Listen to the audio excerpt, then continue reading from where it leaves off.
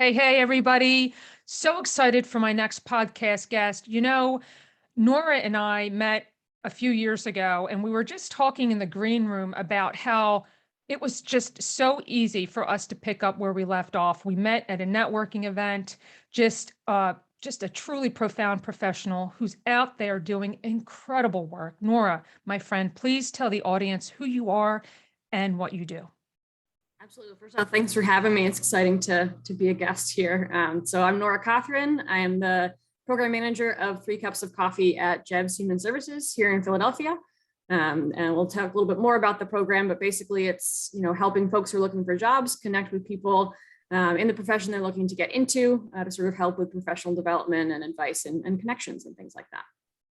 That is such important work, Nora. I mean, have you noticed a big influx of the type of, because a lot of people are contemplating not going back to the office. They want to transition. They want to do, tell me how much your work has increased in the past, just 6 months, for example.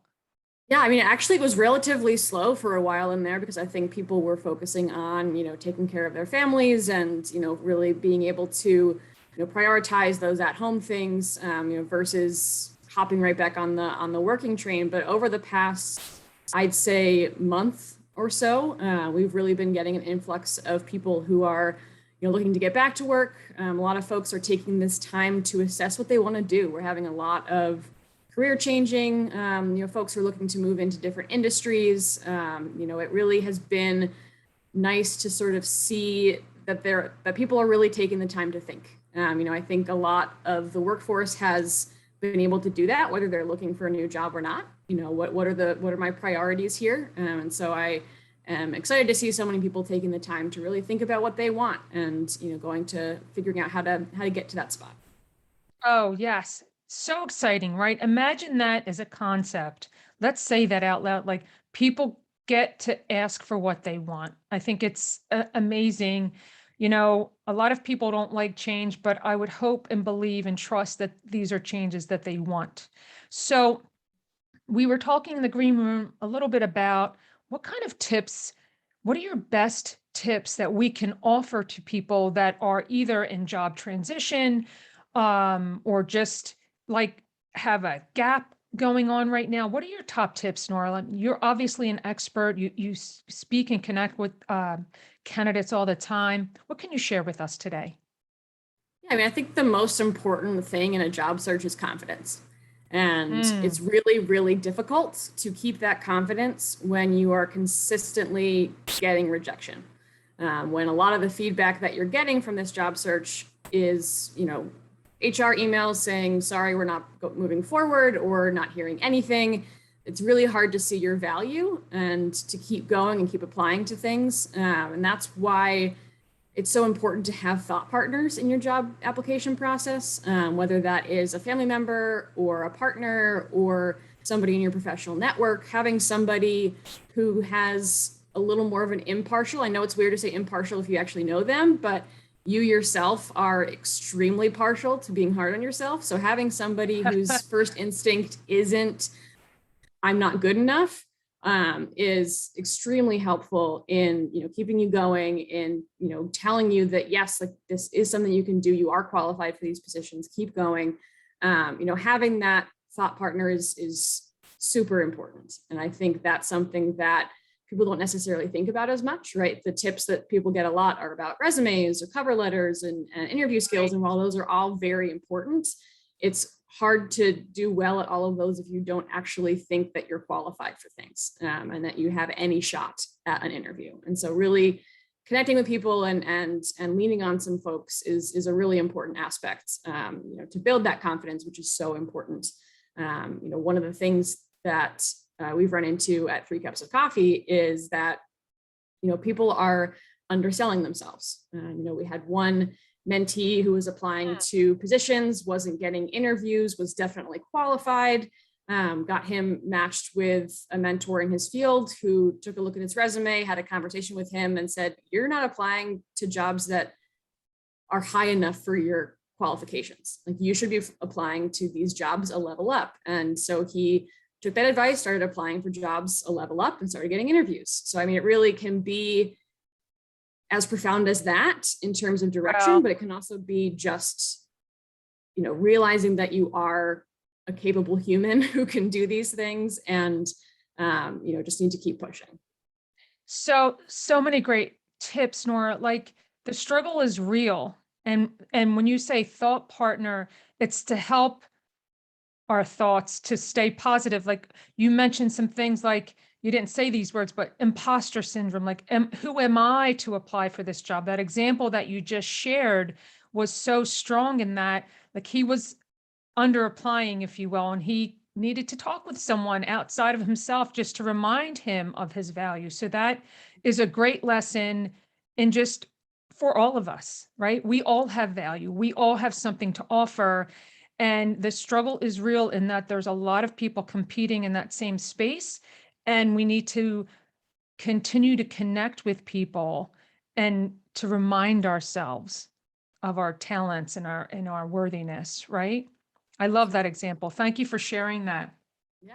What else can we share with the audience? I asked you a little bit about the other side, like the employer side, that perhaps you get to deal with a little bit. Do you have any advice or tips or something that we can think about as employers? Yeah, absolutely. So I think one of the biggest things that, I've gotten a sense of mainly just in working with these mentees, is the anxiety surrounding gaps in resumes. And I think there has been in the past a tendency for hiring managers to look at gaps in resumes and assume that this person wasn't doing anything, that,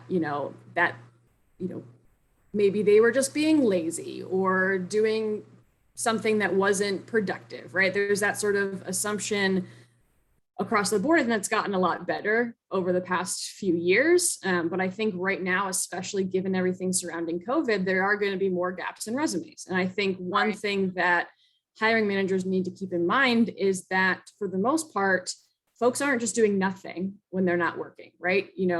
They could be taking time off to raise kids, to take care of a sick parent, to go back to school and try and change careers, right? There are a lot of things that people do, and regardless of what they're doing, they're gaining skills along the way, right? So if you're taking time off to take care of a sick parent, I sort of like to refer to that sort of as you're being your parent's medical office manager, right? So you're helping to schedule appointments, you're facilitating transportation, you are doing research into treatments, right? There are so many things that happen during time off that people take that helps them build skills. Even if someone themselves is taking time off to, if they're sick or to work on their mental health, that's work.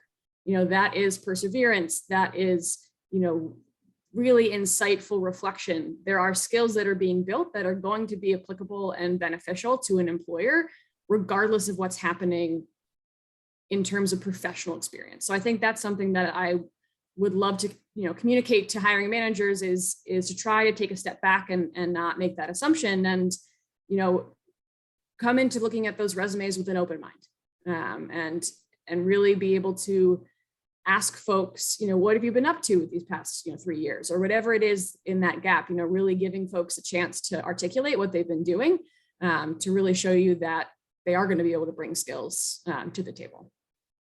That is fantastic. And as I'm listening to you, I listen to it from both sides, because it's also advantageous for the employee to say, yes, there's a gap, but here's what I was doing.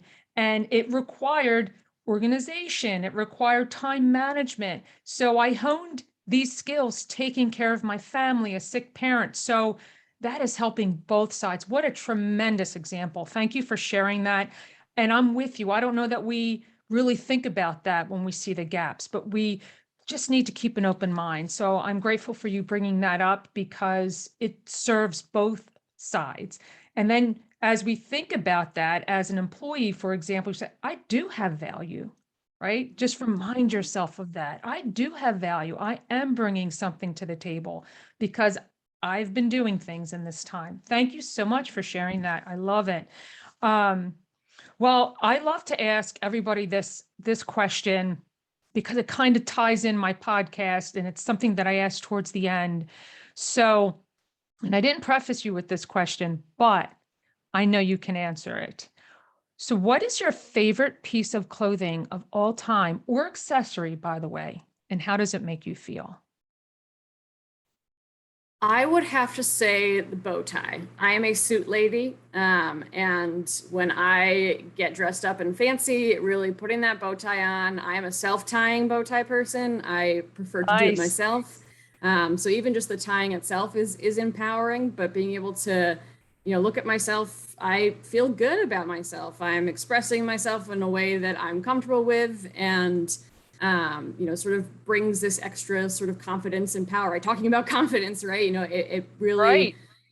it doesn't happen very often, right? I don't get super dressed up that often. So when it does happen, it's a nice sort of reminder of like, yeah, I'm good. Like here we go. It's definitely a sort of power piece for me. I love that. It's such a great power piece. And I love that you said, and I love tying it. And just the action of tying it gives you that sense of confidence and power. That's such an incredible example. Thank you for sharing that. So you have such incredible information. If someone wanted to connect with you, reach out to you, where's the best place that they can find you? Absolutely. So they can find me on LinkedIn, Nora Cothren, Cothren. I'm happy to connect with folks on LinkedIn. If you're interested in hearing more about 3 Cups of Coffee and the program itself, you can shoot an email to the number 3 cups, CUPS, at JEVS, JEVS.org. And more than happy to chat a little bit more about the program. I know there'll be some links in the description here for that website as well. And look forward to helping as many folks as we can. Building that network is so important, so being able to help out is something we love doing. Oh, thank you. Well, we love that you do that. You're so great at what you do. And indeed, I will have the links in the show notes, hyperlinked. So all they have to do is tap on it and they can find you. Thank you so much for your time today, Nora. You're such valuable, priceless information. I appreciate everything that you do and especially taking the time to share it today, Nora. I hope you have an incredible day. Absolutely. Thanks for having me on. I really appreciate it. Of course.